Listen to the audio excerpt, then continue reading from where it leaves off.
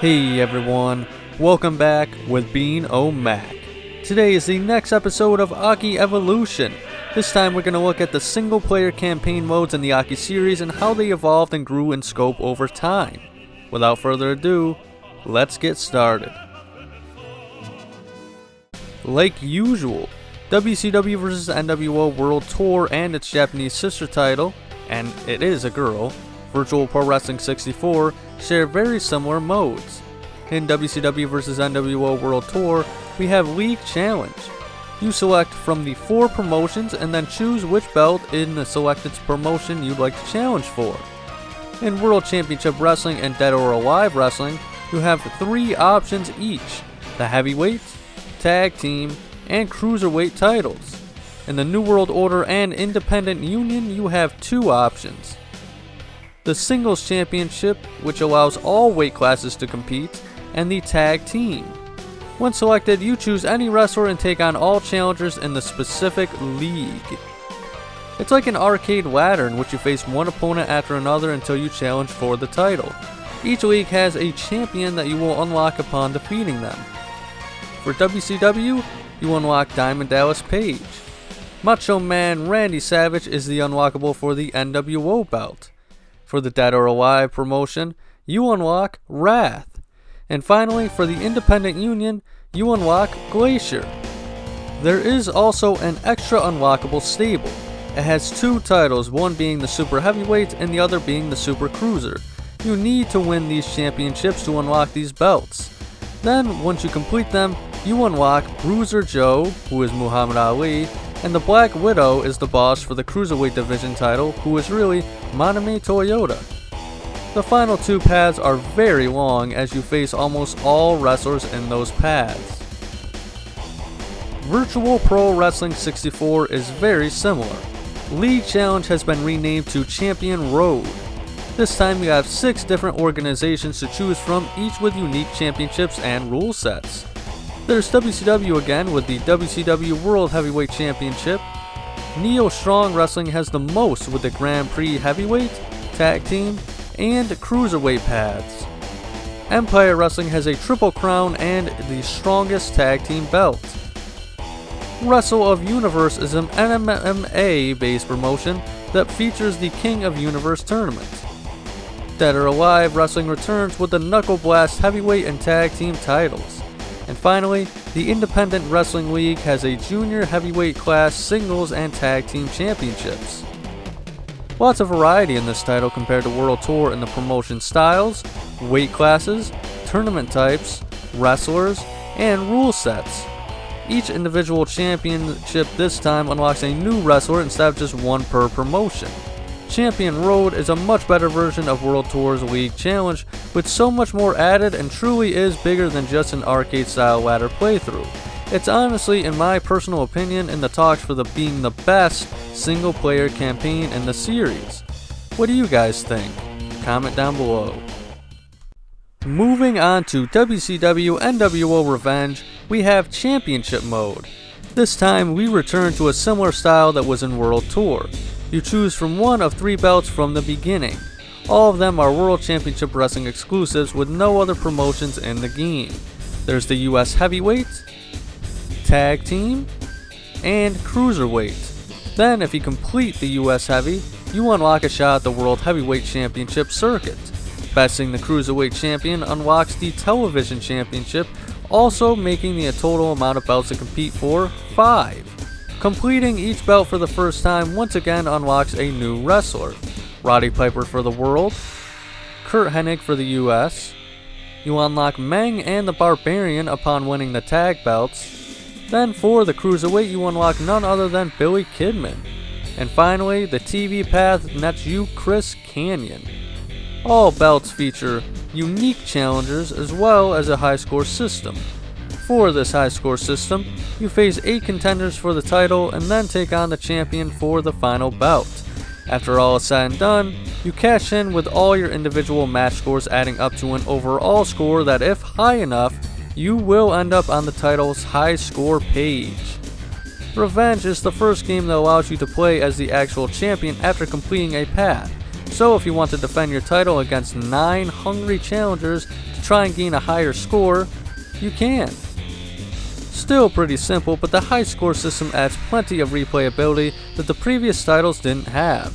That said, that's all WCW had to offer, so let's see what the WWF games had to offer. WWF Wrestlemania 2000. This game was the first WWF title in the AKI series. It expanded just about everything, however, from edit modes to match options, and of course, single player content. Instead of an arcade style ladder mode, we now have a full season mode called Road to WrestleMania. You select a wrestler and a tag team partner. Then you start a year-long campaign where the end goal is to win the WWF Heavyweight Championship at WrestleMania 2000. That said, you have a lot to do within that time. First, you start out at the bottom of the card taking on jobbers like the Job Squad, Midian, Viscera, the Headbangers, Steve Blackman, and Droz, just to name a few. Then your first big shot comes at the King of the Ring. Win the tournament, and you'll immediately be shot into the main event scene and compete for the WWF World title at SummerSlam. Lose, and you'll have to continue to work your way up the card slowly, taking on the mid-card. Either way, the final big opportunity happens in January. The Royal Rumble decides ultimately if you go to WrestleMania even if you are already the world champion. Losing the Rumble essentially means you've already lost the run. It's your last shot at gaining that world title. If you're already the champion, then you'll lose your title the second week of March, where Vince McMahon himself will strip you of the title unfairly with no opportunity for a rematch. Winning or successfully defending the belt at WrestleMania will have you complete the game and see the end credits. Even though this is the end goal, there are many other challenges. You can win all the title belts in the WWF at the time, including the Intercontinental, European, Tag Team, and Hardcore. The game keeps track of your wins, losses, draws, title wins, and title defenses the whole run as well. For the first time players, you can unlock a plethora of superstars for free play. You need to complete certain challenges within Road to WrestleMania to unlock them, however. Some only require you to play as certain wrestlers like Test or Undertaker.